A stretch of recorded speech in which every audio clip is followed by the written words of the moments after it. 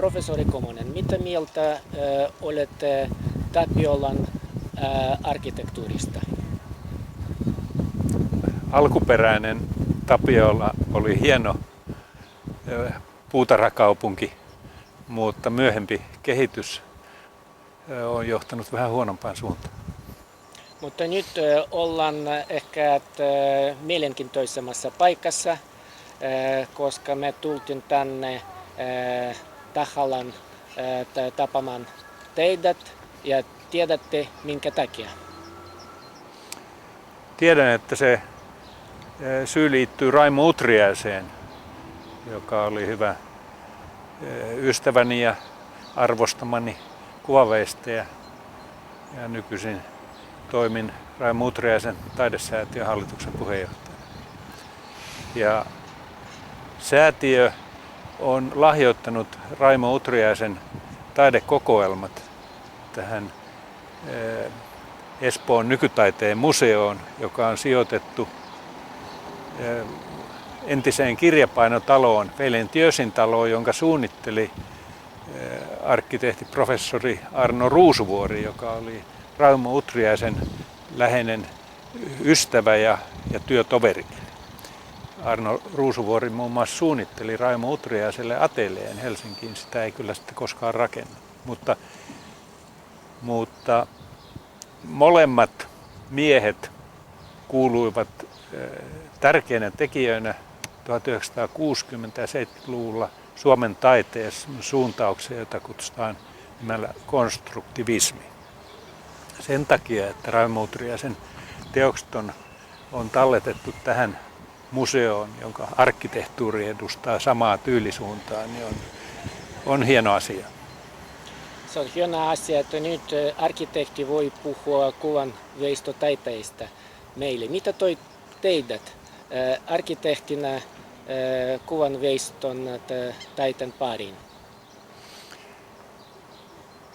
Mä olen lapsesta pitäen ollut hyvin kiinnostunut kuvataiteesta ja piirtänyt ja maalannut itseään ja vähän veistänyt. Ja sitten nuorena arkkitehtinä tutustuin Raimo Utriaiseen, joka silloin opetti Ateneumissa kuvataideakatemiassa kuvaveistoa. Hän pyysi minut joskus sinne oppilaittensa töiden kritiikkitilaisuuksiin kertomaan siitä, että mikä on kuvaveiston suhde arkkitehtuuriin, kaupunkitilaan tai interiööriin. Mikä on suuri ero arkkitehtuurin ja kuvanveiston taiteen välillä ja yhtäläisyyksiä teistä? No, yhtäläisyyksiä on ainakin se, että sekä kuvanveistäjä että arkkitehti joutuu luomaan hengen aineeseen, materiaaliin. Säveltäjä tai runoilija tekee taidetta ilman materiaa, mutta arkkitehti ja kuvaveistäjä he joutuvat puhaltamaan hengen aineeseen, oli sitten kiveä, puuta, terästä tai lasia. Muistaakseni joskus arkkitehtuuri vertailtiin musiikin, että se on vain musiikki jäätynyttä musiikkia, se on vanha klisee. Mutta se klisee, onko siinä jotain teistä vai se on, että nyt on menty jo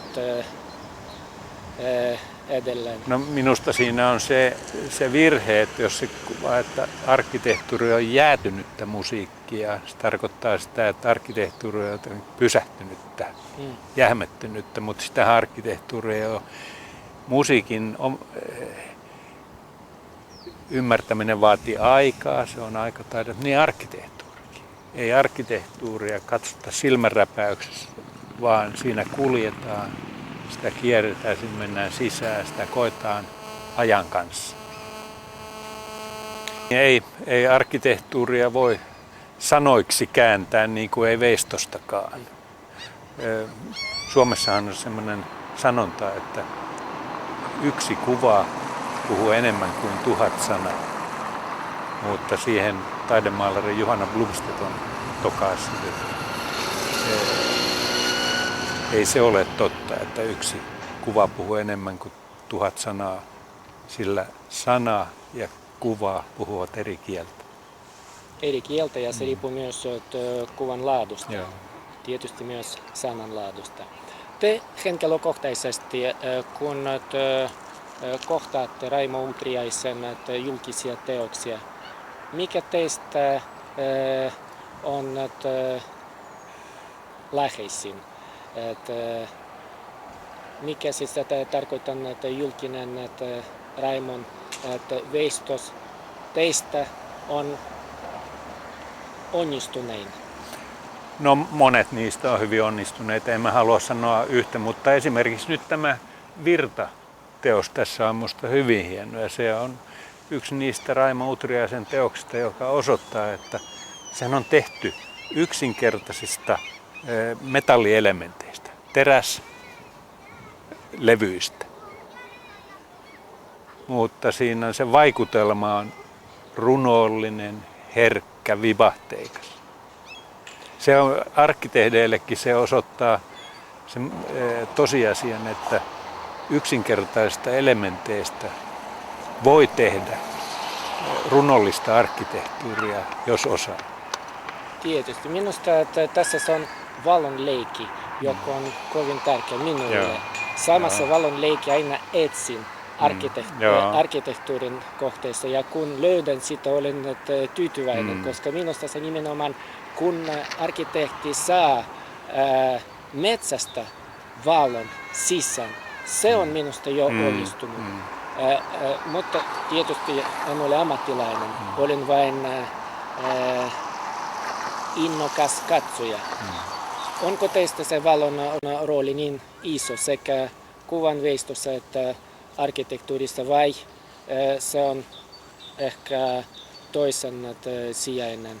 Ei, kyllä se. Mä uskoisin, että kaikkien arkkitehtien mielestä valon käsittely on arkkitehtuurin ydinkysymys. Tavallaan rakennukset on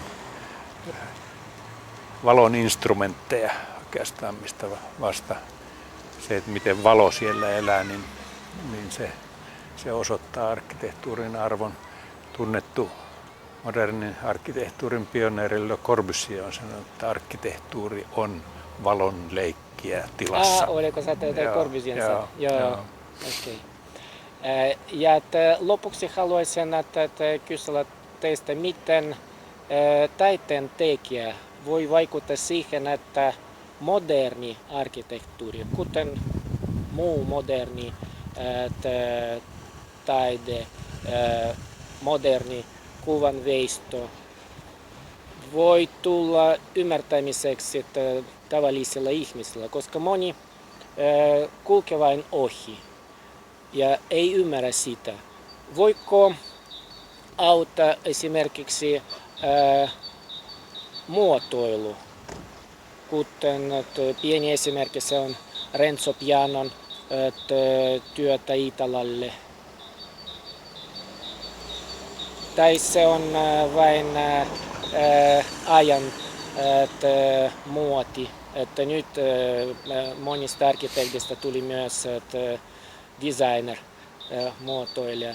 Vai se voi auttaa?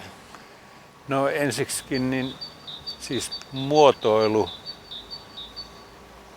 ja arkkitehtuuri, nehän on niin kuin saman puun osia, runkoa ja oksia ja lehtiä. Et kyllähän se aikoinaan puhuttiinkin kokonaistaideteoksista, joka tarkoitti sitä, että esineet, tekstiilit, rakennukset, ne oli samaa ilmiötä. Ja niinhän se parhaimmillaan onkin. Siitähän rikas tyyli syntyy. Te säätiön puheenjohtajana varmasti tiedätte, koska katsojat ja ne, jotka ovat kiinnostuneita Raimo Utriaisen taiteesta, voivat tutustumaan niihin lähiaikoina. Kuulin, että kesällä on tulossa uudelle näyttely. Pitääkö se paikansa? No näin minäkin olen kuullut. Ja täällä museossa on nyt hienot kokoelmat Raimo Utriaisen töitä suuri näyttely oli täällä pari vuotta sitten ja toivon, että jatkossakin niitä esitellään usein yleisölle. Ja sitten tässä ulkonahan tämä teos on pysyvästi, että tämä on niin kuin käyntikortti koko Espoon modernin taiteen museolle. Varmasti se on. Ja pari kuukautta sitten siinä on ollut myös minusta erinomainen taidenäyttely, se Uli Kandelinin. Kyllä. Kävittekö Kyllä, siinä? kyllä. Minä käyn täällä kaikki näyttelyt katsomassa. Kiitoksia paljon. Kiitoksia.